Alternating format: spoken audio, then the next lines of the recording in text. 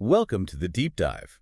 You've probably seen Google's G logo a million times. Hard to miss it. Well, today we're looking at its first update in nearly 10 years, Yeah. based on some recent reports. Yeah, it's been a while, since 2015, actually. Right. So our mission today is just to unpack what's changed and, what it might mean for you. It's always interesting when these huge brands tweak their look, even slightly. Okay. So let's get into it. What's the actual change here? The main thing is the color, right? Exactly.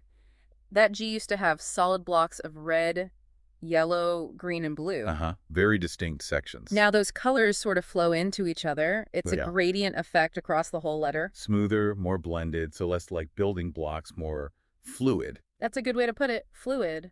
And the thinking behind it, apparently, isn't just cosmetic. Oh, what are the sources suggesting? It seems tied to Google's big push into AI, artificial intelligence. Okay, that makes sense. They want a fresher look, maybe something that feels more, I don't know, advanced? Possibly. And think about their other branding, like the Google Gemini logo. Right. That has that blue to purple gradient. Exactly. So this new G kind of echoes that visual style.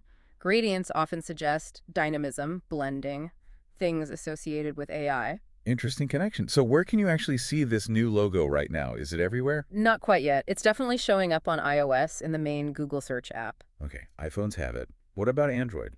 It's starting to appear there, but mainly if you're using the Google app beta, version 16.18 specifically. So a bit of a staggered rollout. You'll probably see it on iOS and Google's own Pixel phones first. Right. If you're looking at Google on the web or on, say, a Samsung phone running the standard app, you'll likely still see the old solid colored G. For now, anyway. Mhm. Creates a bit of inconsistency for the moment. Which is pretty standard for these kinds of rollouts. They test the water, see how it lands. Makes sense. Yeah. Now, what about the main Google wordmark, the full name? That hasn't changed.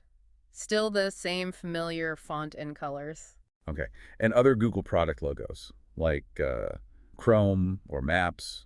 Any word on those? No official announcements about updating those yet, but you have to wonder, right? Yeah. If this gradient style is meant to signal AI forward, maybe they'll eventually update the others to match. It would create a more unified look, especially if AI becomes even more central across their products. It's a logical thought. We should stress, though, this change to the G itself is, well, it's not exactly revolutionary visually. No, it's pretty subtle, especially when the logo is shown small, like a favicon or app icon. The gradient might not even register immediately. True.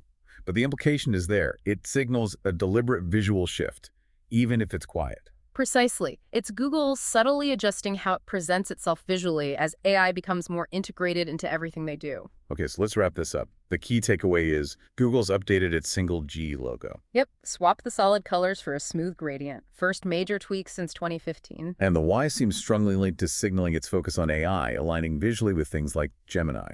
It's rolling out gradually, so you might see the new or old one depending on your device for a bit. Right.